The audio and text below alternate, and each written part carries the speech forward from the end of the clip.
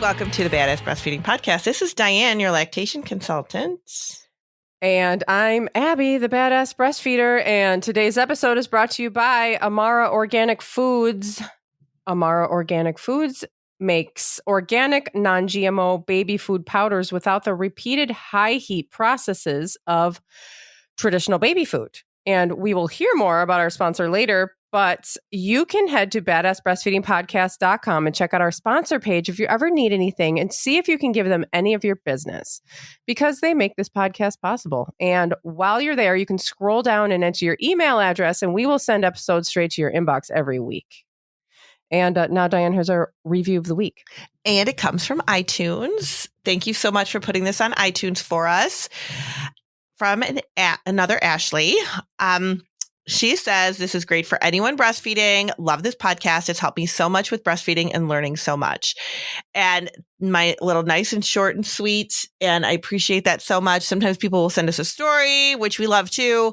You don't have to do that. You could just put your opinion out there and we love that too. But, and if it's nice, we'll read it. Most of them are. We've had a couple people that are like, somebody recently was like entertaining, but it's like, well, I'm glad we're sort of entertaining for you. I'm glad it's entertaining. I know. That's really what we're going for. But thank you so much, though, for taking the time to put that on iTunes for us because we really appreciate it. It does help us a lot with the podcast. It helps people find us. So that was really, thank you so much. And you can always reach out, like we said, with questions on iTunes with your review, pop everything on there. And we get all that stuff. So thank you so much.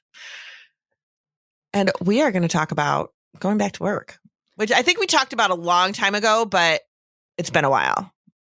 It has been a while. And there are so many questions because going back to work is not just one day you get up and go to work. I mean, when you have a new baby, you are probably going back before you feel ready. And you are probably still healing from having a baby physically.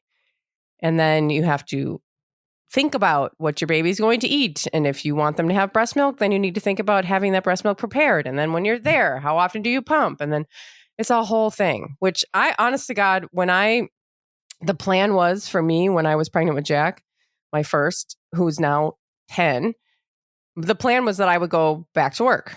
I'd had 3 months maternity leave and then I was going to go back. And I was so overwhelmed with the whole process of becoming a parent. Yeah. And then the idea that I had to like fill my refrigerator with all this milk and I'm pumping and nothing's really coming out. I mean, I was just so completely overwhelmed. I just quit. And of course, I'm in a position where I could. And the plan was to quit for not, forever. But I was able to take some time off and from working a job and just stay home with Jack. But I mean, a lot of people don't have that option. And I think now, knowing what I know now, maybe if I had the actual information, I wouldn't have felt so overwhelmed and I could have done it. Because when you just think about what you need to do, it's just, I would just have a panic attack when I thought about it. Yeah. I am overwhelmed. And I didn't have to do that either. I was lucky enough where I could stay home when my babies were little and breastfeeding. But just the thought process of getting everything ready for the day. And I think I'm kind of like imagining it as, because I was a single mom when my kids were little. So it was always on me to like get them up, get them ready for school, get their lunches packed. And I felt like by 8:30 a.m., my stress level was like through the roof because of all that. Like you're just on this fight or flight in the morning because you're getting everything up, you're getting everybody ready, you're arguing about what everybody's wearing. Like there's so much you're doing when you've got multiple kids, especially to get yourself out of the house. And I was I think I was like balancing that out with like, is this what these new parents are doing? Like they're coming off maternity leave. They're trying to get themselves ready. They're getting the baby bags ready. They're getting their baby ready for the day. They're making sure they have their milk. They're making sure they have their pump parts. They're making sure they have everything they need for the day. Maybe you live in a place where there's a snowstorm the night before and now you got to deal with that, or, your car's not starting, or, something like your babysitter's sick. Now, what do you do? Like, there is so much that it makes me like, I don't know how anybody does it. Yeah. honestly. And now we're kind of seeing this turn, right, since the pandemic, where more people are working from home.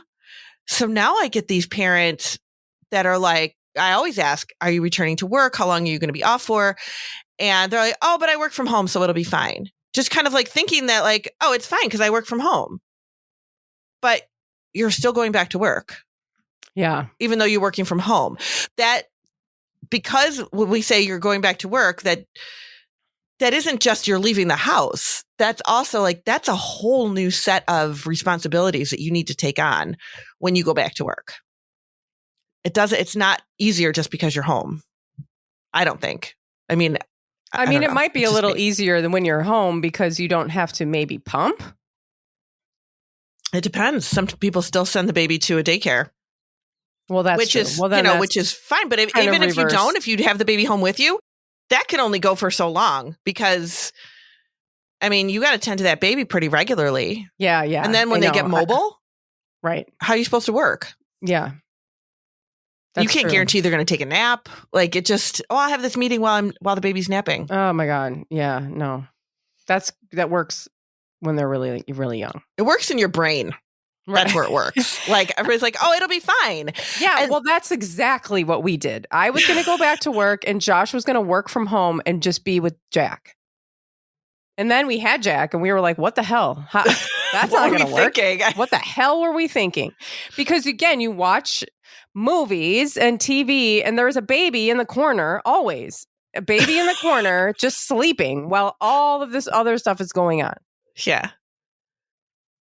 So, yeah. And I think one of the other things nobody really kind of takes into consideration, like when you are pregnant and you're carrying this baby and you're preparing to have this baby, nobody really thinks about the emotional,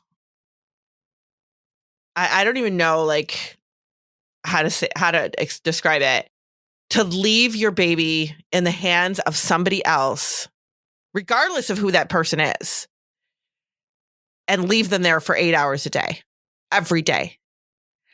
And how much of an emotional toll that is. And we just there's no way to wrap your head around that before you've had your baby. I just don't think that's as much as you love, like, because there's a lot of people, we just talked about this on the last Myths episode. There's a lot of people who really do enjoy going back to work. They look forward to it. This is their career. This is what they like to do. They like the routine. They like the interaction with other humans. It's just something that they knew that was always going to be in the plan. And that's fine. There's nothing wrong with that. But you also have that other piece of you that's like, you feel like you're leaving half of your being, which you really are, somewhere else for the day. And then you got to worry about, like, are they taking a nap? Are they taking their bottles okay? Are they settling in all right? Like, what's happening? And, it's just... Yeah, and then the big thing is then you come back, you left more than enough milk, but then it turns out it wasn't enough. And they're like, you need to bring more milk. And you're like, oh my God, I can't pump that much milk. Oh my gosh. It's so anxiety provoking. So what do we do? So we just had a baby. We just had a baby today. And so now we got to go back to work. So we got to break down the scenarios because some people have to go back to work in like 2 weeks. Yeah. Some have to go back after a month, 6 weeks. Some people like me got 3 months, and that's super long. I think. Yeah. And people think it's long. That's always mind boggling to me too. I'll be like, they'll be like, not right away. I have 3 months. Like, that's right away. Yeah. I mean, it's long for this country. Right. But it's like in your brain, people think it's a long maternity. It's like, oh, I feel like that's really not a lot of time. It's not like, at all. When you're living it, you're like, oh my God, no. Yeah. It's really not a lot of time. So what do we do? Right. So all right, there's so much stuff with returning to work. Yeah. But when you go back to work, most of the time parents do want to be able to still offer their babies breast milk in some way, shape, or form. And if you're pumping to do that, you really should start pumping a little bit in advance to kind of get a little bit of a backup there. That's what we always recommend doing. Don't start pumping the minute the baby's born or anything.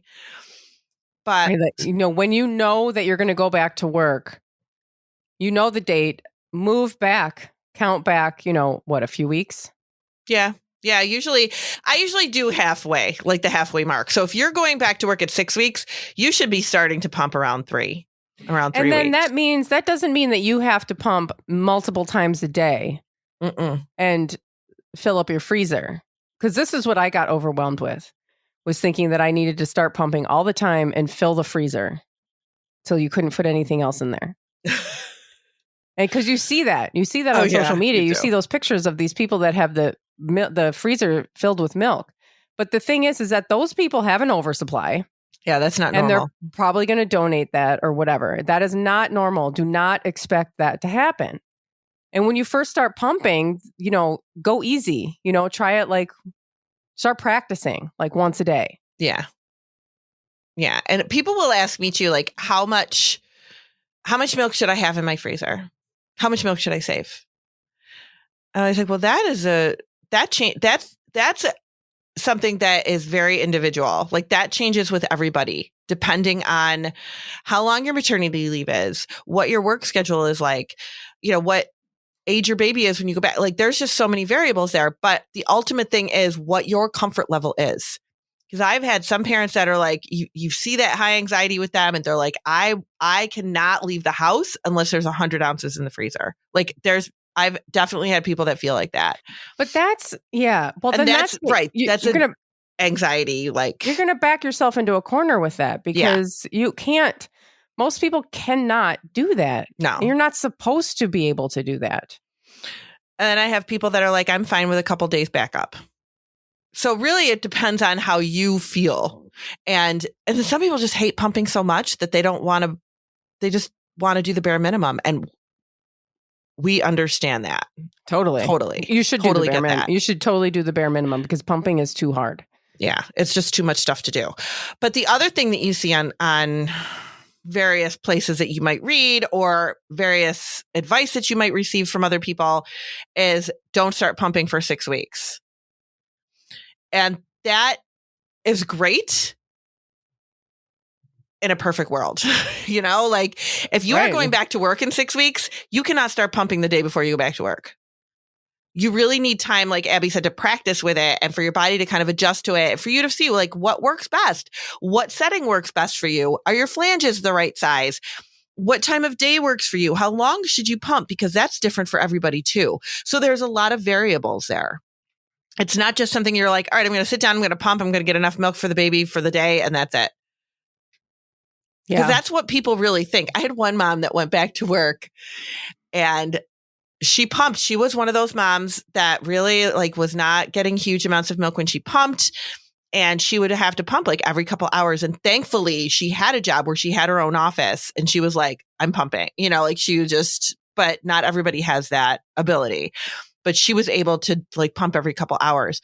And one of her colleagues was like, can't you just pump in the morning and get whatever you need for the day? And she was like, no, that's not how it works.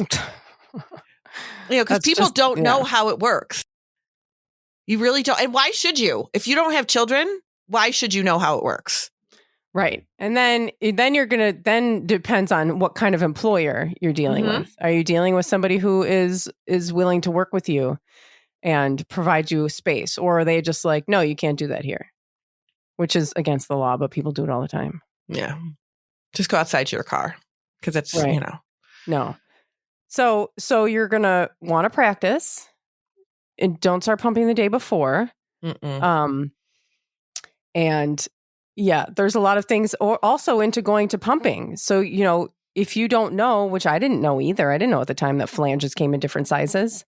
Right. I did not know that. I didn't know that. And no idea. They do. You have to fit yourself for a flange. And then you have to learn how to pump. And pumping is not just sticking your boobs in there and turning it on. You want to learn hands-on pumping so that you can get all the milk out and pump enough and just get the milk that's in there out. Because some people just don't, you can't stick it on there and then expect it to come out. Sometimes that happens, but not always. Right. So then you want to learn hands-on pumping. And then you're probably going to want to talk to your caregivers about doing pace bottle feeding. so that they don't just feed all, because a lot of times what happens, what I see, is people are pumping plenty of milk. They're pumping plenty of milk for their babies, and the babies are being overfed, which is really common by bottle, and they're being told that they're not pumping enough. But the problem is not with the milk supply. The problem is with the feeding. Mm-hmm. And so they need to learn how to bottle feed, because babies will just completely overfeed with bottles. And I have a lot to say about that. Okay. Should we do ads? Yeah. Yeah, let's talk about Amara first. And then, Okay. Yeah, because I have a lot to say about that. Okay, good. We'll be right back. Today's episode is brought to you by Amara Organic Foods. We've all heard baby food pouches and jars are overly processed, low in nutrition, and high in sugar. But fresh delivery options are so expensive. That's why we love Amara. They make organic, non-GMO baby food powders without the repeated high heat processes of traditional baby foods. All you need to do is add water or breast milk, mix, and voila. You have a freshly made puree that tastes with the tastes, textures, and most importantly, nutrients like you just made it from scratch. My kiddos are not babies, but they can tell you that they are yummy treats with real flavors. These mixes are very simple and fast. This is a way to prepare treats for your nurslings as they begin to start solid foods. Try favorites like sweet potato raspberry, kale veggie mash, or oats and berries. Check out their baby food super powders and plant-based yogurt melts at Amara Organic Foods. That's AMARA organicfoods.com, and use code BADASS for 20% off of your first order. That's BADASS. Code BADASS for 20% off of your first order at amaraorganicfoods.com.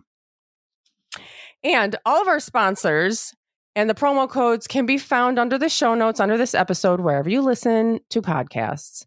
And at badassbreastfeedingpodcast.com, you'll find a sponsor page where you can check out all of our sponsors. And you will also find all of our other episodes, information about things that we talk, further information about things we talk about in this episode, and information about scheduling your very own one-on-one online lactation consultation with Diane. Now, what do you have to say?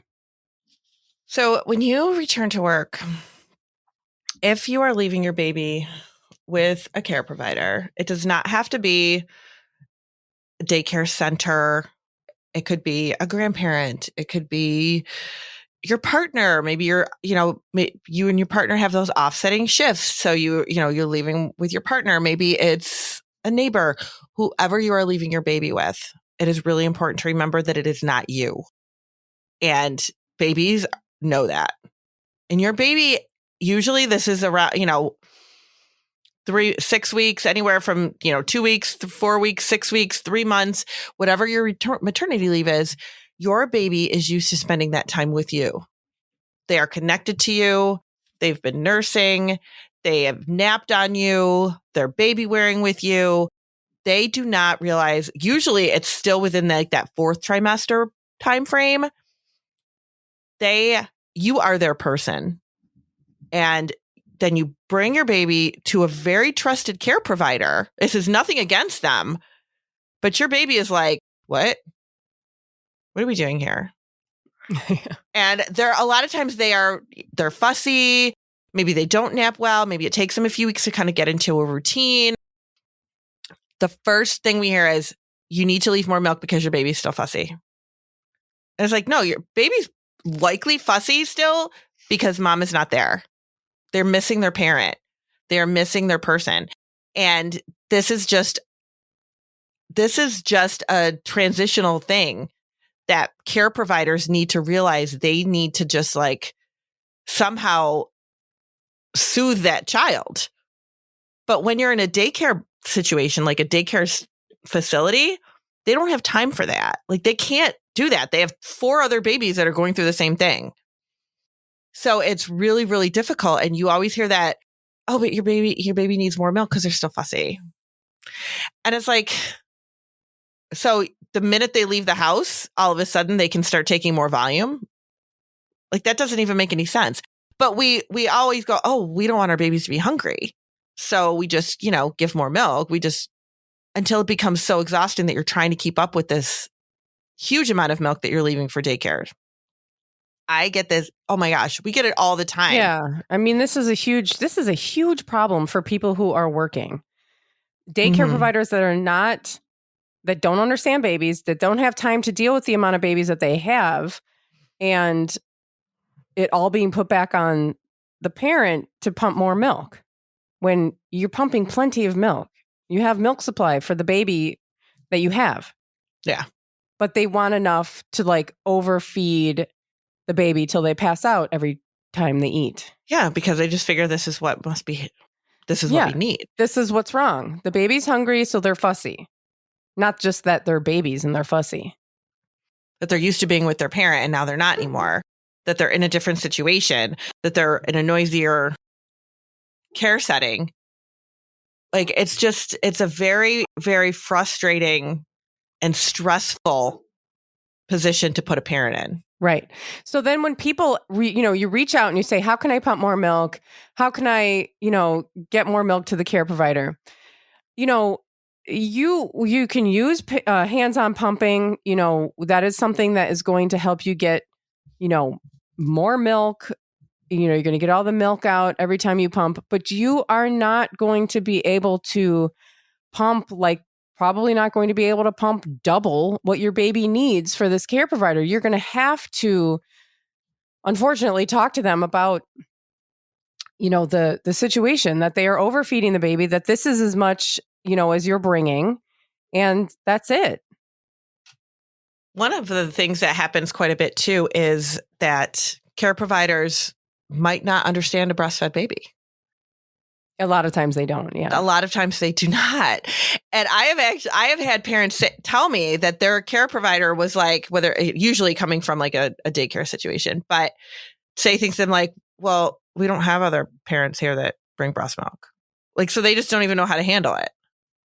They don't know that you don't have to increase the volume with breast milk. And they think that your baby at 4 or 5 months should be taking an 8-ounce bottle because that's what formula fed babies do. But that is not what breastfed babies do. And breastfed babies do not do that because the milk changes to accommodate what they need. So they don't need more volume. The milk becomes more concentrated. Mm-hmm. But with formula, you have to increase the volume because you need to increase the nutrients, the calories, the protein, all that stuff you need to increase depending on the baby's developmental needs during that time frame. But with breast milk, you don't have to do that. So they don't realize that. So they just encourage more milk to come. Now, a lot of times too, what is happening when you go back to work is, this changes up your feeding pattern. We know that when you pump, that isn't the same stimulation that the baby can give you. So sometimes supply can struggle a little bit. If babies are being overfed in the daycare situation, then they're not going to eat as well when they get home. And that is something that care providers don't really think about. They're like, get this baby full while they're at daycare. But then once they go home to mom, we want them to be breastfeeding. They don't nurse as well because they're full from the day. Babies they only need a certain amount of ounces for a 24-hour period of time. Just like we only are supposed to have a certain caloric content for a 20-hour period of time. You read that on the back of everything you see. Oh, based on, a need of however many calories per day. Babies are the same way. They don't have this endless, open stomach where they can just keep taking all this food. They don't get that till later. Yeah, they get that later. But that's, they only need a certain amount of ounces per day. And if they're getting the majority of that time during the daytime when they're not with you, they're not going to take what they need. They're going to start, sleeping longer stretches, which might sound great because now you're working. And, if you don't have to be up 3 times a night feeding your baby because you're working now, which is another problem, right? We see that you go back to work. How are you supposed to function at a job when you're up a couple times a night? Right. Because your baby that young is still waking so frequently to eat. Right. Unless they're being overfed all day long. Right. Right. But then you do go back to work because we have to make capitalism continue to operate. And then your baby's overfed and then they're not nursing and they're sleeping and you're like, yay. But then the milk supply suffers. Yeah. And then you get your period back because your baby sleeps all night. It's like becomes this whole cycle of things. Yes. And this is why people switch to formula so much at 3 months. It's really hard. It's hard. So when you return to work, I feel like we're just talking about all the bad things that happen when you return to work. And that's really not things like that you have to. These are things you have to just think things about. that you have to think about in all of the questions that we get. I had a situation the other day with a parent, and this just keeps coming back into my head as we're talking because this was just so fresh in my mind. The parent contacted me, and the baby's like 8 months old, so she is struggling to keep up with the milk supply because now they're leaving, or maybe not 8 months, maybe it's like 6 months. Yeah, I think it's 6 months because she just started solids. She is struggling to keep up with enough milk, and I ask a zillion questions because usually they'll just, kind of reach out to a pediatrician and say, or to their provider and say, okay, they're saying that the baby needs more. I'm not pumping enough, or I'm not pumping enough because I want the baby to get breast milk in their food. And I'm not pumping enough for that. I'm only pumping just enough for bottles. Can I, implement some formula? And of course the doctors are like, yeah, that's fine. But I kind of ask a ton of questions. So I'm like, all right, how much are we giving? What are we doing here? When are they getting this food? So she's like, okay, the bottles are 4-ounce bottles. And I'm like, okay, perfect.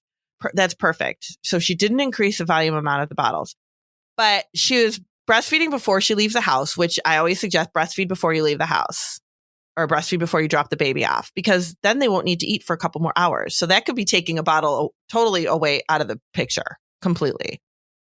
So she breastfeeds before she leaves, but then at like 9 a.m., the baby's getting like a 4-ounce bottle. And then at 10, the baby's getting 2 ounces of cereal, or not 2 ounces of cereal, getting like 2 tablespoons of cereal with another 2 ounces of milk. And then getting another 4-ounce bottle at like noon, because that's 3 hours from the first bottle. And I'm like, okay, that's a lot of food in a short period of time. Like, that's a lot. Like, we could back off. I would take the 2 ounces out of that bottle, because I would take 2 ounces out of the bottle and put it in the cereal. Like, your baby does not need an extra 2 ounces on top of that 4 that they just got an hour prior to that. No. Like, that's a lot of food. So it wasn't that the bottles were too much, but everything else added onto it was too much.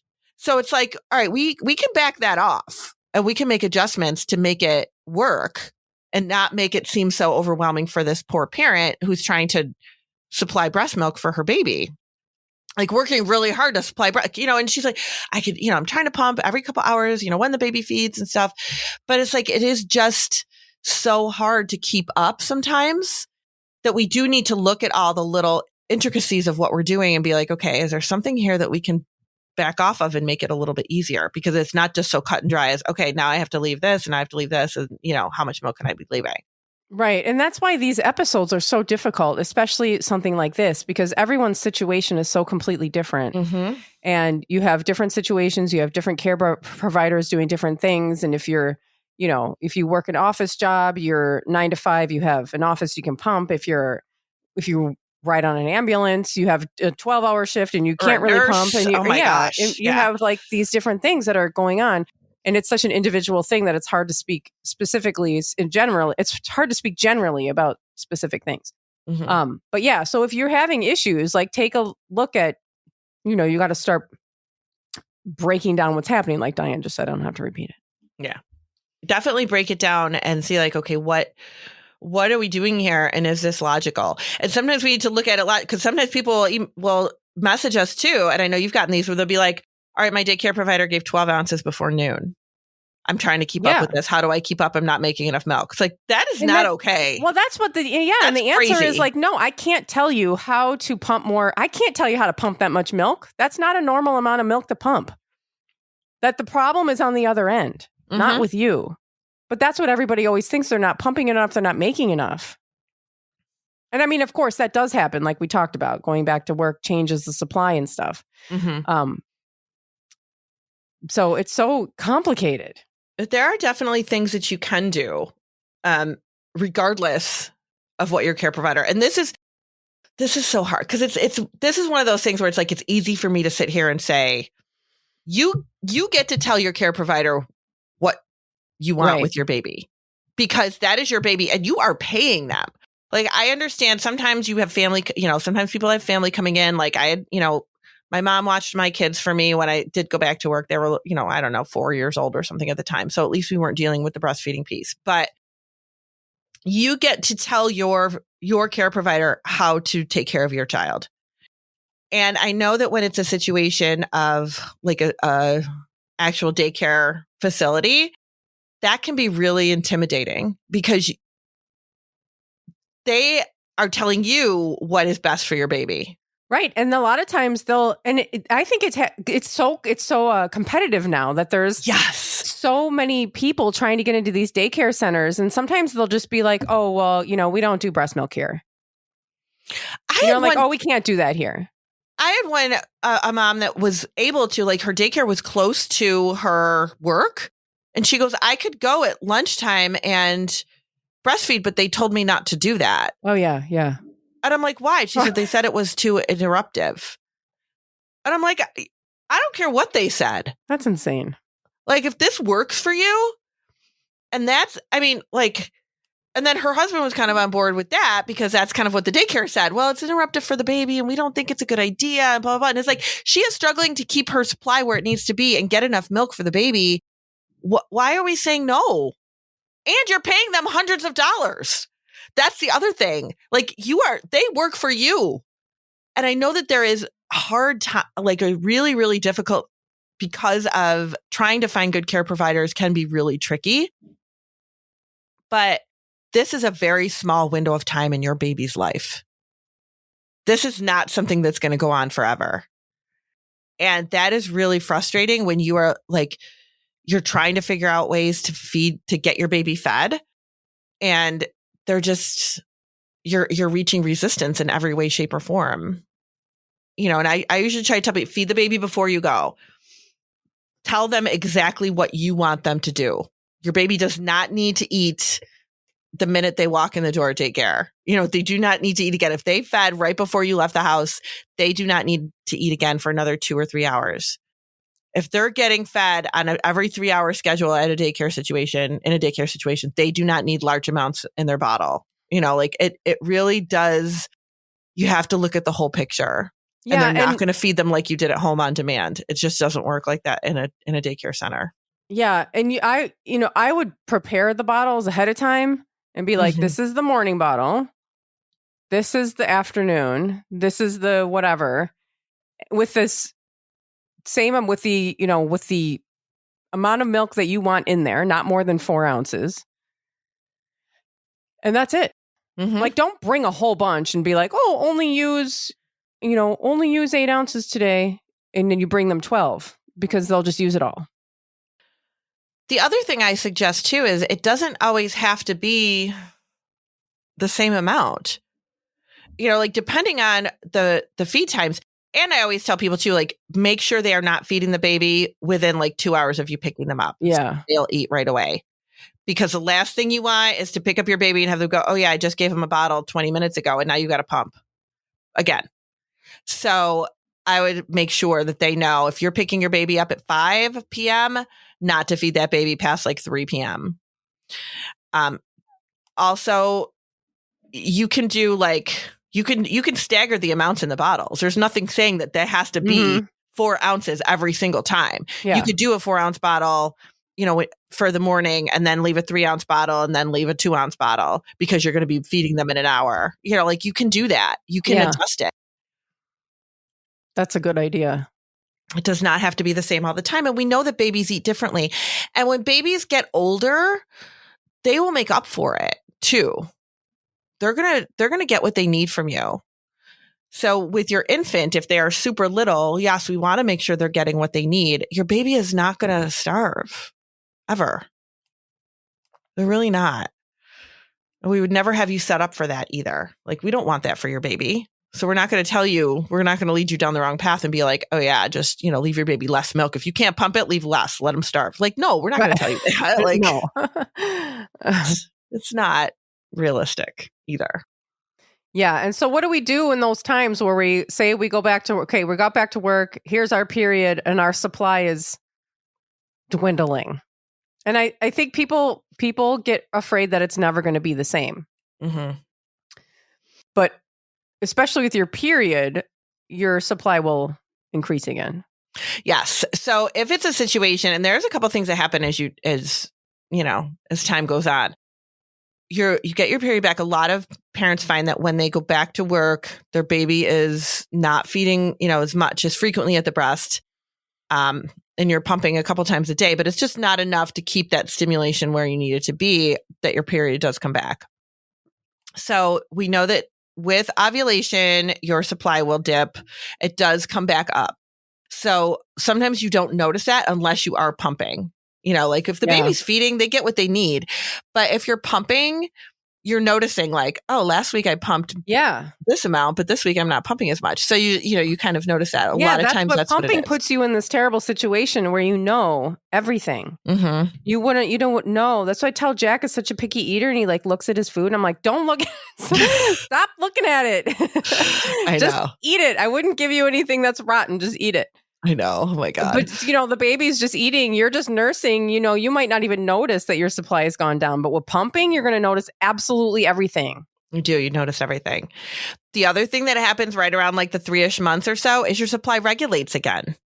So whereas in those first couple months, you might have had more than what your baby needs, which is why you were able to pump a little bit more. And now your supply starts to regulate right around the time you go back to work. If you had that 3 months off, and you're just getting what the baby needs, which freaks people out. We're in this mind frame where we have to have a surplus. Right. And sometimes people are like, oh my gosh, I'm only pumping exactly what the baby needs. I don't have a backup. It's like, that's okay still. But our anxiety levels are like through the roof. Yeah. And if you do want a backup, if you want to have a backup of like 1 day of milk, then just pump on a weekend or whatever your day off is, or a couple of times, it doesn't take that long to create that backup, and it doesn't have to happen all in one sitting. No, and nobody wants to hear that either. Because sometimes I'm like, if they're really struggling to keep up, I'll be like, are you pumping on the weekends? If you're a Monday through Friday worker, are you pumping on the weekends, or are you pumping on your days off? Is usually what I say. And a lot of times I'll say no. I get it. I would not want to either. No. But if we're struggling with supply, you might have to. Yeah. Just a couple times, or, not forever. No, not forever. The other things too is that as your supply regulates, you might have to switch flange sizes again. So flange sizes is actually, like we were saying earlier in the episode, like we didn't even realize, as we were coming into this world, that you needed different flange sizes, but that can absolutely impact how much milk you're getting out if those flange sizes are not correct. So what you were using for the first, 2 months or so when you were a little bit more full, now your supply is regulating again. You might need to switch out those flange sizes again and switch out pump parts. People don't realize they should be switching their pump parts too. All those little like duck bills and filter thingies, like that stuff can slow down your pump process too. It can like make your pump a little bit more ineffective. So switching that stuff out regularly can be very helpful.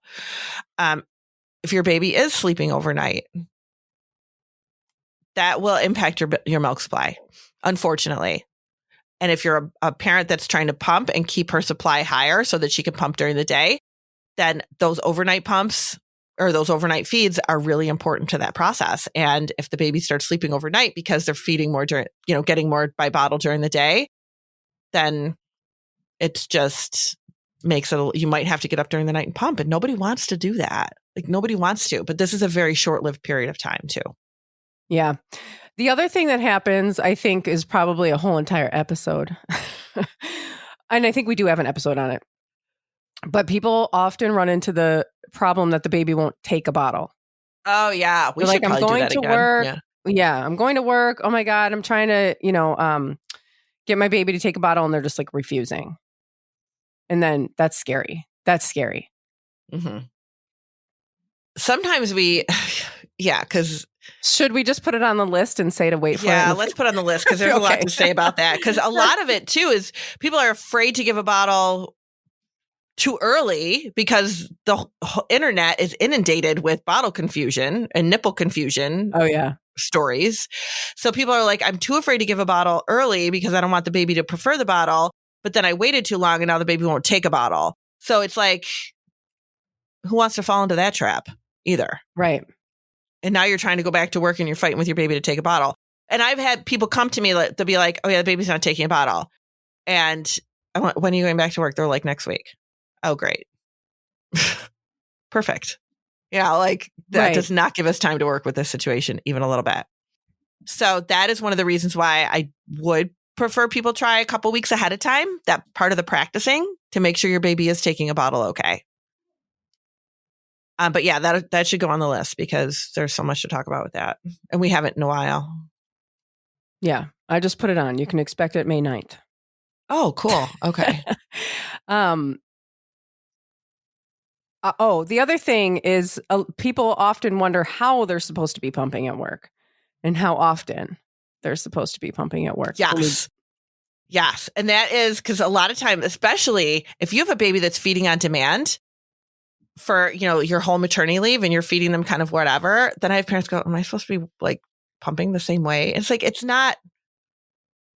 not very realistic that you could just randomly pump like every hour and a half. All day. Like you can't. I mean, some people can. Great, more power to you, but the majority of people cannot. So if you just pump, if you're working an 8-hour shift, if you could pump at least 3 times in that 8-hour period of time, that is ideal. That is ideal. If you can do more than that, fantastic. But most people, that's about what would work. Once in the morning, once at lunch, once in the afternoon. If you can do more than that, great. Sometimes I have people say, do you think I can get away with 2 times? Maybe. But you also got to remember that your body is used to making this milk. So you might get full and uncomfortable, start leaking. Like that's the last thing you want is to like be in the middle of something work related and be like, oh, I'm leaking, like that's uncomfortable. Yeah. You can also get those, but even if you are a leaker, get those, milk saver things. Yeah, milk savers. That'll catch the milk because you can add that leaking milk to your stash, and it's like it ends up being quite a bit. It's like a whole ounce. Yeah, or it 2. can really help a lot. But it is, if you can pump at least 3 times in an 8-hour period of time, that is best. And I mean, we're not saying that's forever. As your baby gets a little bit older, as you're working towards weaning away from pumping at work, yeah, we can get rid of a pump. We can we can start getting rid of that stuff. We can start dropping it down. But when you first return to work, you're probably looking at least 3 times a day. If you have a long commute, some people pump in the car. I mean, I am totally, I know I've said this before, like I am grateful for the resources, right? I'm grateful for these pumps that are battery operated, for pumps that are wearable. This is great. But these things are absolutely promoted on the fact that how multitasking can we make these new parents? And I just am so like, come on. Really? Well, it comes down to maternity leave. It is. It absolutely does. It's insane what we are making people do so that we can make capitalism function. But you can pump in the car now. Can't. I know. Do we really need to do, like, really? Well, but some people do. Some people do need to because they're not going to be able to when they get to work. Right. Right. And that's awful. It's terrible. I mean, we can't give people 1 year. We can't pay parents 1 year to stay home and not have to deal with any of this. There's no money in it. No. It only costs money. It doesn't make money. So we're not going to do it. It's insane. According to the people that run our country, we would implode, I guess. I don't know. Yeah, you know what would happen? People would be happier at work. People would have better job satisfaction. People would have better, companies that have better employee retainment. Is that how you call it? Like people would stay. People wouldn't quit. There's a lot of people that quit. I did. You know, you wouldn't lose employees if you gave them the amount of time that they needed. And Right. whatever. Okay, I can rant about this all day.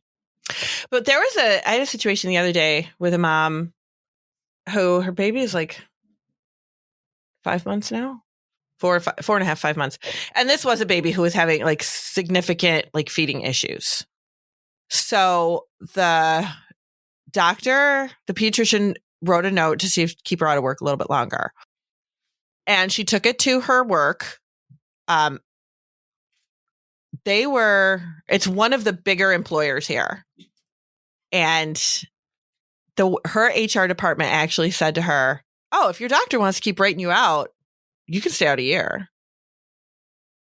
Yeah. And like they are seriously one of the bigger employers here. And I have never heard that from anybody else that worked there. And I have a lot of people that work there. Are they getting paid though? They said that they would pay her. What? Like I don't think it's like it might not be a full thing, but she is still getting an income. Wow. And they were like, "Oh yeah, if it's supported by your doctor, yeah, we'll do it for you." It's like, can you put that out in the world, please? Because I know they would have a lot of people working there. Right. I was like, wow. She goes, "Yeah, I couldn't believe it when my HR person told me that." And I was like, wow, that's fantastic. But of course, a lot of it was probably related to the fact that her baby was having issues. But I mean, she probably could have, of course, we're going to like play it up a little bit more. But still, she probably could go back in another month or two. Yeah. If it really came down to it. But they were like, "We'll let you stay out a month if your doctor, or for a year if your doctor writes you out." And her doctor was like, "I'll absolutely do that." So it's like, that's wild. Yeah, but nobody knows that. Like they wouldn't tell anybody. Oh yeah, they're not going to like spread that around the office. No, not at all. But I was like, wow, you better believe I'm going to tell everybody that works there. Anytime I get a parent that works there, I'm absolutely going to tell them that. Yeah. Well, we know that this is a bigger topic than we can ever tackle in one episode. So, take what you can. And remember, this is also a lot of, like Abby said, this is a very broad topic and there are a lot of specific situations. So sometimes we can't cover everything. But, babies not taking bottles is a big thing, and we can break them down into smaller episodes, which we would love to do. Yep, we'll do that. So stay tuned. Thanks for listening. Thank you. Bye. Bye.